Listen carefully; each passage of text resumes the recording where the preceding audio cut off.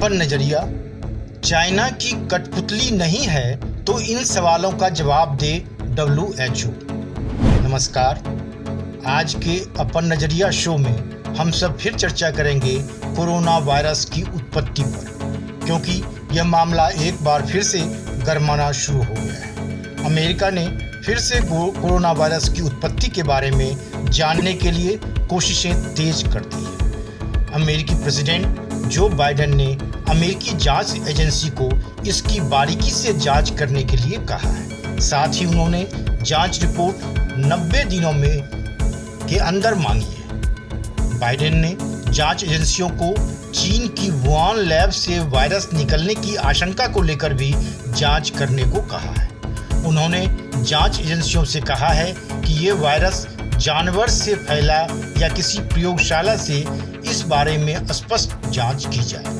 साथ ही अमेरिकी राष्ट्रपति जो बाइडेन ने इंटरनेशनल कम्युनिटी से भी सहयोग की अपील की है और जांच में अंतर्राष्ट्रीय प्रयोगशालाओं से भी मदद लेने को कहा है। बाइडेन ने कहा, अमेरिका दुनिया भर में उन देशों के साथ सहयोग जारी रखेगा जो वायरस की जांच सही ढंग से कराना चाहते हैं। इससे चीन पर पारदर्शी और अंतर्राष्ट्रीय जांच में भाग लेने का दबाव डालने में आसानी होगी।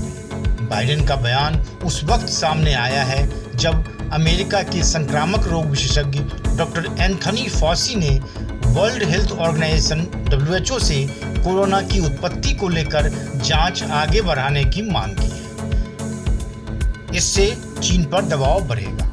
अमेरिका कोरोना वायरस की जांच के मामले में तेजी से आगे बढ़ रहा है।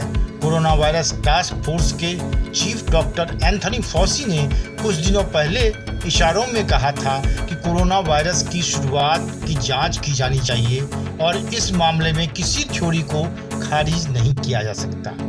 इसके पहले ऑस्ट्रेलियाई सरकार के एक मंत्री ने भी इसी तरह का बयान दिया था। कुछ दिन पहले वीकेंड ऑस्ट्रेलिया ने भी एक एक्सपर्ट के हवाले से कहा था कि चीन 2015 से जैविक हथियार बनाने की कोशिश कर रहा है और उसकी मिलिट्री भी इसमें शामिल है। इस एक्सपर्ट ने शक जताया था कि लैब में रिसर्च के दौरान गलती से यह वायरस लीक हुआ। इसके बाद अमेरिकी अखबार वॉल स्ट्रीट जर्नल ने सोमवार को एक रिपोर्ट में कहा, चीन वायरस की जो थ्योरी बताता है उस पर शक होता है, क्योंकि नवंबर 2019 में ही वहां वुहान लैब के 3 वैज्ञानिकों में इसके लक्षण पाए गए थे और उन्हें हॉस्पिटल में भर्ती कराया गया था। इस तरह की बातें फिर से उठने लगी हैं। इससे WHO की मुश्किलें फिर बढ़ेंगी, ये तय है। याद होगा डोनाल्ड ट्रंप जब राष्ट्रपति थे तब उन्होंने कई बार सार्वजनिक तौर पर कहा था कि कोरोना वायरस को चाइनीज वायरस कहा जाना चाहिए, क्योंकि यह चीन से निकला और चीन ने ही इसे फैलाया। ट्रंप ने तो यहाँ तक दावा किया था कि अमेरिकी जांच एजेंसी के पास इसके सबूत हैं और वक्त आने पर इन्हें दुनिया के सामने रखा जाएगा।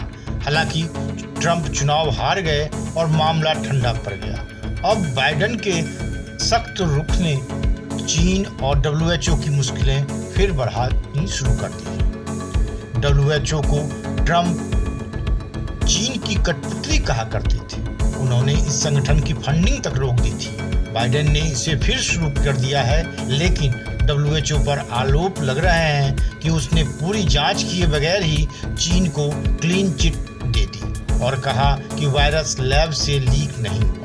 अब अमेरिका के सख्त रुख के बाद WHO पर दबाव बढ़ेगा, क्योंकि दूसरे देश भी उससे जवाब मांगेंगे। यूँ तो ये कुछ सवाल हैं जो पहले से ही WHO का पीछा कर रहा है। उनसे ये सवाल पूछा जा रहा है कि सबसे पहले चीन के वुहान शहर में कोरोना वायरस के फैलने की खबर आई, तब WHO की तरफ से कहा गया कि यह वायरस मनुष्य से मनुष्य में नहीं फैलता है। उसके बाद एरोसोल यानी हवा में संक्रमण की बातों को भी नकारा इन लोगों ने, लेकिन जब विश्व के वैज्ञानिकों ने प्रूफ दिए फिर भी आनाकानी के साथ बात मानी।